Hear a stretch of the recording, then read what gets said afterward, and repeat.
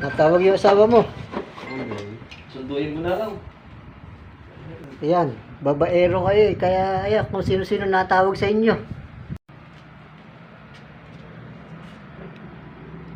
Ayan, maganda na yung aircon, no?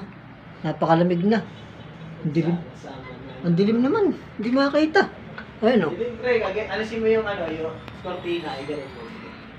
Ayan. Yung cortina, ipadilin mo para mag-against the light. Yun, yun, yun. Yung isa pa. Ayos na yan. Hindi, para against the light. Yan. Yun. Ayan, napakalamig na nung aircon, no? Nabuga ng apoy. Ay, Apo, nagkamali na naman ang content. Sabagay, okay din yung content na may konting comedy. Kasi bakit ang parent medyo seryoso ka eh. Papangit ka eh. Yung mga kalat, lagay mo.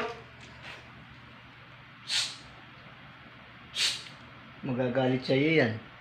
Kanina pa high blood dyan. Nahingi ng tubig na malamig eh, wala akong maibigay. Yeah, talaga yan, high blood. High blood talaga yan. Kaso, di na siya kumakain ng maraming kanin. Kasi, ang taba niyan dati. Bawal pala dyan ng ano. Alam mo ang taba niya? Alam mo si Big Show. Sino? Big Show. Bo, taba pala niyan, ano? Uy. Mamaya mo na tornilyo. Lagay mo yung mga kalat, lagay mo sa plastic na nilagay ni Kuya sa blue. Blue? Yung blue plastic doon. Yung mga kalat natin dyan. Okay. Kasi yung mga tornilyo yung tira, itabi mo.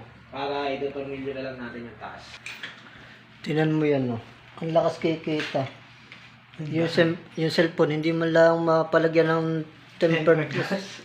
Basag-basag na eh. Hindi, ang tawag dyan, yung swerte. Yung paswerte yan. Kasi kapag pinalitan mo ang kasuotan ng isang bagay, mawawala na yan. Wow. Eh, tignan mo, ito pa rin yung suot ko nung kahapon. Oh. Pero naligo ako. Di ba? Ito pa rin yun, suot ko kahapon. Oh. Ganyan pala pampaswerte. Oo. Pampaswerte yan. Kasi tayo haka-haka lang yung iba eh.